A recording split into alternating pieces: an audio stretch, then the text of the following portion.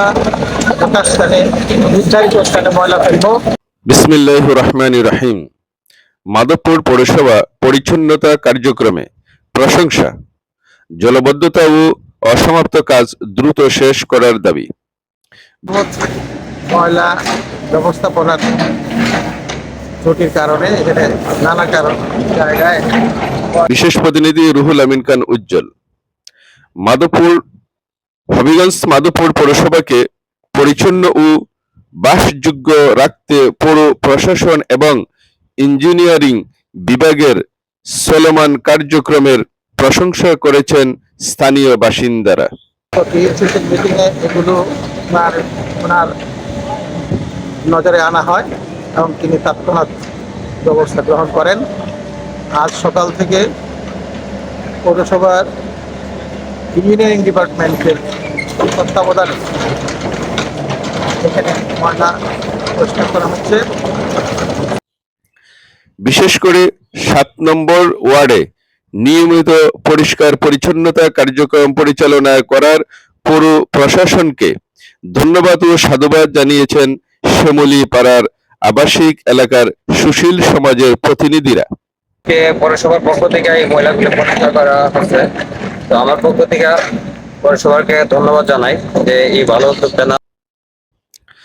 তাদের বক্তব্য, মাধবপুর পৌরসভার ৯টি ওয়ার্ডেই একইভাবে পরিচ্ছন্নতা কার্যক্রম অব্যাহত রাখা উচিত। এতে নাগরিকদের জন্য একটি সুস্থ, নিরাপদ ও পরিচ্ছন্ন পরিবেশ নিশ্চিত হবে। পাশাপাশি তারা পৌরসভাকেও পরিচ্ছন্নতা রক্ষার সচেতন হওয়ার আহ্বান জানান। ৩ থেকে ৪টা ডাম দিলে শ্যামলী পাড়া পুরাটা অবস্থা কাভার হয়ে যেত। পৌরসভাকে আহ্বান করি যে পৌরসভা এদিকে নজর দিবে। ধন্যবাদ।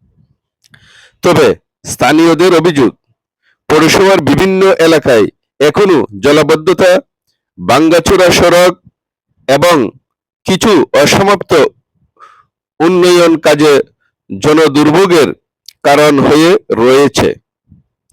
এসব সমস্যার দ্রুত সমাধান এবং চলমান উন্নয়ন প্রকল্পগুলোর অসমাপ্ত কাজ দ্রুত সম্পন্ন করতে পৌর প্রশাসনের প্রতি জোর দাবি জানিয়েছেন পৌরবাসী।